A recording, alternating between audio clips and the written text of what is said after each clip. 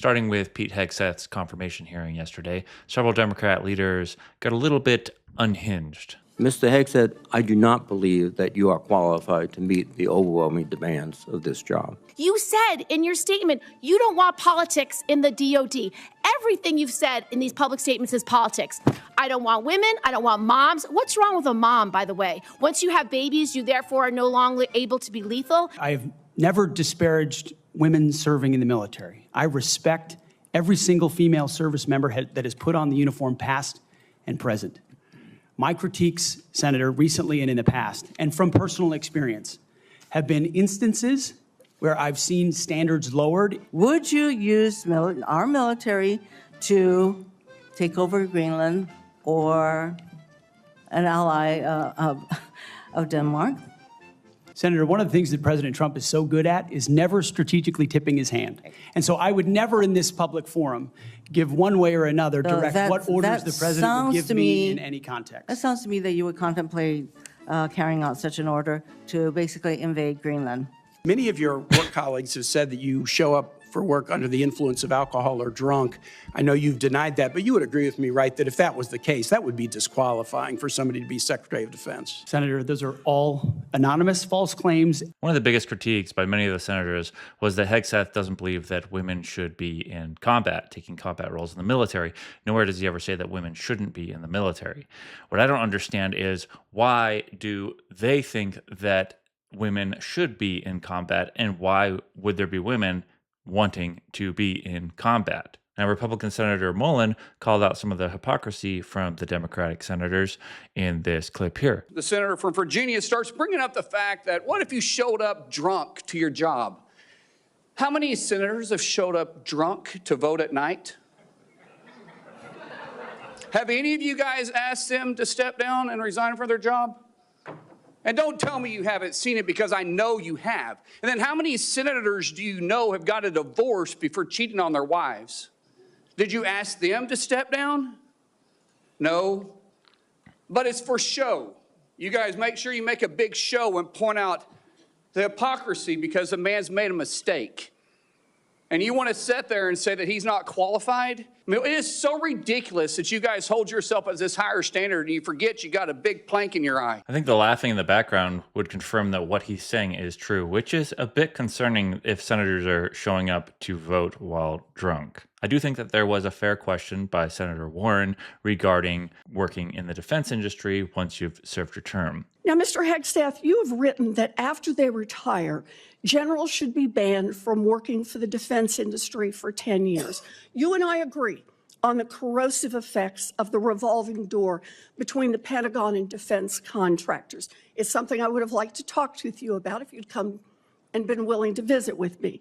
But the question I have for you on this is, will you put your money where your mouth is and agree that when you leave this job, you will not work for the defense industry for 10 years? Senator, it's not even a question I've thought about. I highly doubt that that's true. Time is short. I just need a yes or no. I would consult with the president about what the policy should be In at the Defense other Department. words, you're quite sure that every general who serves should not go directly into the defense industry for 10 years, but you're not willing to make that same pledge? I'm not a general, Senator. You'll be the one, let us just be clear, in charge of the generals. So you're saying sauce for the goose, but certainly not sauce for the gander? I would want to see what the policy of the Oh, president I'll is. bet you would. Yeah, I totally disagree with him. Shouldn't matter what the policy is. If it's a conflict of interest, the answer should be no, I wouldn't. And it would be a conflict of interest. Since we love Scott Jennings on this channel so much, here was his response to the hearing. Well, in short, I think Pete Hegseth kicked their asses today. I mean, it wasn't even close. They didn't lay a glove on Hegseth. No mistakes, calm, cool, collected. I mean, before the thing even started, you had this like Code Pink, protester freak show trying to disrupt the hearing. That's the Democratic base, by the way, which probably explains why the Democrats on the committee acted in such a bizarre and unprofessional way. I was appalled at some of the way these senators handled themselves and some of the lines of questioning. I mean, Tim Kaine sounded like a sex pervert in his questioning of Pete Hegseth. Blumenthal, who lied about his service in Vietnam, questioning Hegseth's qualifications. You had Gillibrand, you had Warren, you had Hirono going on unhinged rants about things. Angus King obviously doesn't understand what it's like to fight terrorism. On and on and on. Hegseth was cool in the face of this unhinged questioning. They made him look good today. It would be difficult for a Republican to vote against Hegseth after the Democrats' unseemly mudslinging today. If you're new here, hello, my name's Jake Day. I cover the daily news, and I try and put a little bit of entertainment or additional context to the stories that are going on. If that interests you, go ahead and subscribe to the channel. We'd love to have you. Meanwhile, fires continue in California, and they're now dealing with the problem of spreading looters. As we announced today, the charges being filed on 10 different individuals, 9 of them for looting in both the Palisades and the Eden fires, and 1 for arson. And arson, by the way, not connected with the origination of the major fires, but an arson that occurred in Azusa. What 2 of these individuals did is on the night of both January 8th and the early morning hours of January 9th, they went ahead and committed first-degree residential burglary. See, if they'd only waited a couple hours, it could have been a 3rd degree. During an emergency and evacuation situation in a house in Mandeville Canyon. They have been charged with first-degree residential burglary. They've been charged with looting. They've been charged with grand theft. If you ask me, I think the real mistake they made was stealing more than $900 worth of jewelry. You also have to wonder, if your jewelry is stolen before the fire happens, is your insurance going to cover theft, even if it doesn't cover fire damage? I see this as an absolute win. Speaking of insurance, you have to wonder if these insurance companies just know how incompetent California is getting, or if they knew something in advance, because just 9 months ago, State Farm refused to renew 70,000 property insurance policies. As State Farm announced this week that it will not renew thousands of property insurance policies in our state, our Carlos Granda was able to talk for the first time with California Insurance Commissioner Ricardo Lara. This is a real crisis. Insurance Commissioner Ricardo Lara speaking out about what Californians are facing: higher insurance premiums and non-renewals. State Farm, which is California's largest home insurance company, says it will not renew 72,000 policies in the state starting this summer. Lara says he wants to look at the company's finances, but says it's a delicate balance to keep them in the state. Insurance companies are not like utility companies. By law, they don't have to be here. And when we try to over-regulate, we'll see what happened after the Northridge earthquake, when the legislature came in and tried to over-regulate, and they no longer write earthquake insurance in California. We have been urging for years now that California require insurance companies who want to sell home or auto insurance in California sell to everyone who does the right thing and protects their homes. This is happening with a number of insurance companies. In addition to State Farm, Allstate stopped issuing policies to new customers in California back in 2022. Starting about a year and a half ago, the insurance AIG pulled out. That was my insurance company at the time, of California, and it became almost impossible to get fire insurance. Yeah. And that's, I know a lot of people just last month where their insurance was canceled, and gosh, my heart goes out to those people. It's pretty bad. Now, there is one thing that insurance doesn't cover for anyone, and that is the precious items that you have, like a special pocket knife or a watch or family photo album. There's things that you lose in a fire that no amount of money will ever be able to replace. Money is not a cure-all. That being said, the Biden administration announced yesterday that they will be giving every victim of the fires a one-time payment of $770. The president said that the funds should be used for necessities like food, water, baby formula, and prescriptions. Biden has chosen to remove Cuba from the state-sponsored terror list in exchange for the release of 553 prisoners. Now, there's not much information on these 553 prisoners, but a portion of them were arrested for anti-government protests against Cuba. It sounds to me like, since we don't negotiate with terrorists, we had to take Cuba off the terrorist list first so that we could make that negotiation.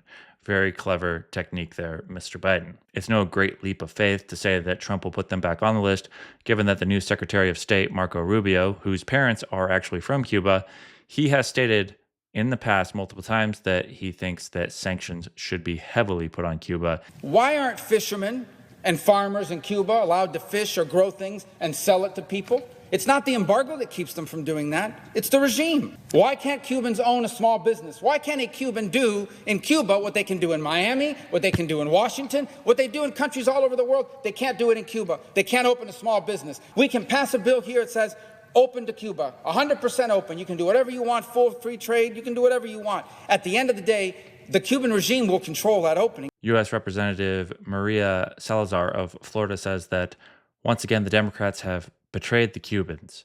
Shame on the entire Biden administration for taking Cuba off the state sponsor of terrorism list. Cuba is a leading sponsor of terrorism, harboring, training, and enabling Hamas, Hezbollah, and other terrorist enemies of the U.S. Oxygen, economic oxygen to the regime so it can continue repressing more people. The repressive apparatus will be greased. It's embarrassing because Blinken, as you know, in the House Foreign Affairs Committee told me repeatedly that he was not thinking about taking Cuba off the list of terrorist countries. And now he called my office and said that Biden, directly from the White House, he had been directed that he had to take Cuba off the list. But you know, Trump can reverse that the following week. So maybe the Cubans will have a very short party, and that is only a couple of weeks off the list of terrorist countries. Now to the more lighthearted part of the show, Mr. Beast tweeted yesterday, okay, fine, I will buy TikTok so that it doesn't get banned. Now, my personal opinion, I think Mr. Beast would be the perfect owner for TikTok if he were to get the financing. He later followed up with, unironically, I've had so many billionaires reach out to me since I tweeted this.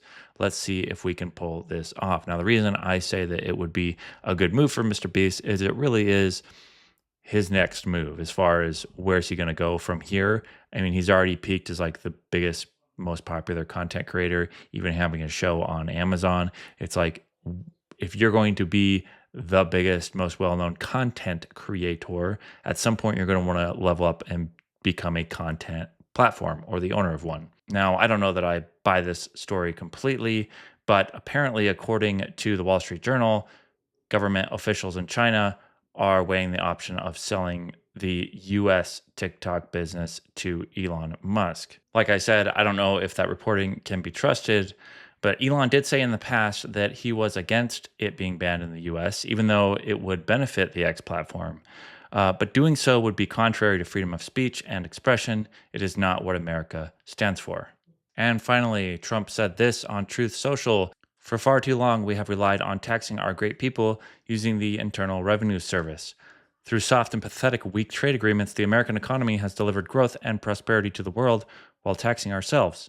It is time for that to change. I am today announcing that I will create the External Revenue Service, the ERS, to collect our tariffs, duties, and all the revenue that come from foreign sources.